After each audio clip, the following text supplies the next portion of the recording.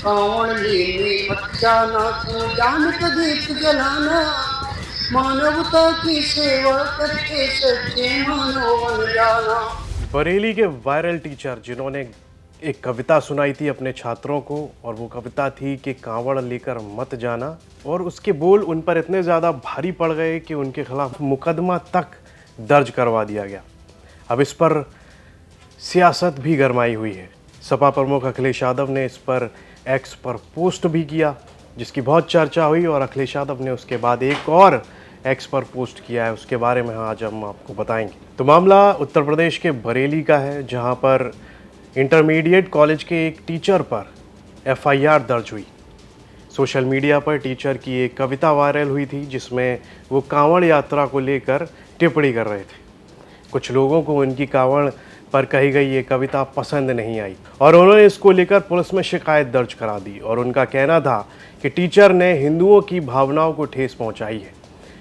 उनकी कविता से माहौल खराब हो सकता है, जिसके बाद पुलिस ने टीचर के खिलाफ एक्शन ले लिया। और फिर उसके बाद अखिलेश यादव ने इस पर एक्स पर पोस्ट किया है। उन्होंने एक्स पर पोस्ट करते हुए लिखा कि शिक्षक पर एफआईआर और शिक्षालय बंद हो रहे हैं, भाजपा के लिए क्या यही अमृतकाल है। अब एक बार वो वीडियो भी देख लेते हैं, जिसमें शिक्षक खुद क्या कह रहे हैं। रजनीश कहते हैं कि कॉलेज के असेंबली हॉल में स्टूडेंट्स के सामने खड़े होकर उन्होंने कविता पढ़ी थी, कांवड़ लेकर मत जाना, तुम ज्ञान का दीप जलाना, मानवता की सेवा करके तुम सच्चे मानव बन जाना।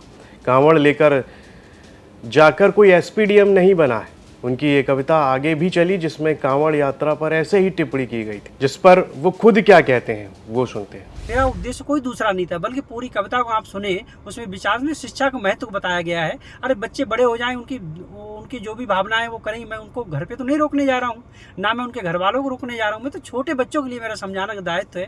मैं एक अध्यापक हूँ, और जो हिंदू संगठन की भावनाएं मुझसे आहत हुई हैं, तो मैं उनसे ये भी बात पूछना चाहूँगा कि आप अपने मंत्री जो राजभर जी हैं, उन पे कब मुकदमा दर्ज कराएंगे। उन्होंने तो कांवड़ के लिए कहा है कि जो है इससे कोई इंजीनियर और डॉक्टर नहीं बन सकता। उन्होंने भी तो जो कांवड़ के बारे में कहा है, खुला मंच से कहा है, उन पे भी तो दर्ज कराइए।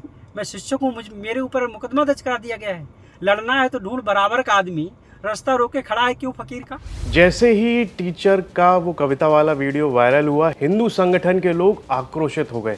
उन्होंने कहा कि जहां एक और कांवड़ यात्रियों के लिए सावन के महीने में जगह जगह पुष्प वर्षा हो रही है, सीएम खुद कांवड़ यात्रियों के लिए व्यवस्था करा रहे हैं, वहीं दूसरी ओर एक टीचर स्कूल में कांवड़ को लेकर भड़काऊ और विवादित कविता गाकर माहौल खराब करने की कोशिश कर रहा है।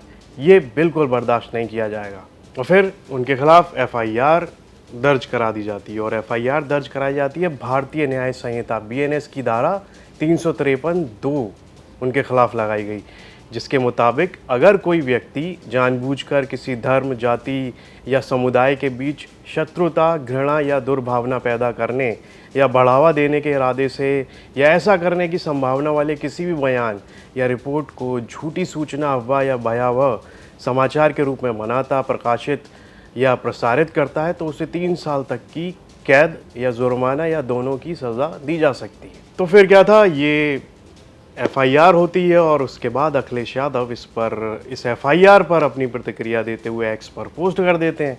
लिखते हैं कि शिक्षक पर एफआईआर और शिक्षालय बंद हो रहे हैं, भाजपा के लिए क्या यही अमृतकाल है। और उसके बाद उनके इस पोस्ट पर सपा के दूसरे नेता और सपा के समर्थक लगातार इस पर शिक्षक का पक्ष लेते हुए दिखाई दे रहे हैं, कह रहे हैं कि यहाँ पर टीचर सही है, और कैसे एक शिक्षक के खिलाफ एफआईआर की जा सकती है। सरकार की यहाँ आलोचना करते हुए समाजवादी पार्टी और विपक्ष के दूसरे नेता अपनी अपनी प्रतिक्रियाएं दे रहे हैं, टिप्पणी कर रहे हैं कि ये कैसा लोकतंत्र है। इस सब पर आपकी क्या राय है, कमेंट बॉक्स में लिखकर हमें ज़रूर बताएं, और यूपी से जुड़ी तमाम खबरें देखने के लिए आप देखते रहिए यूपी तक।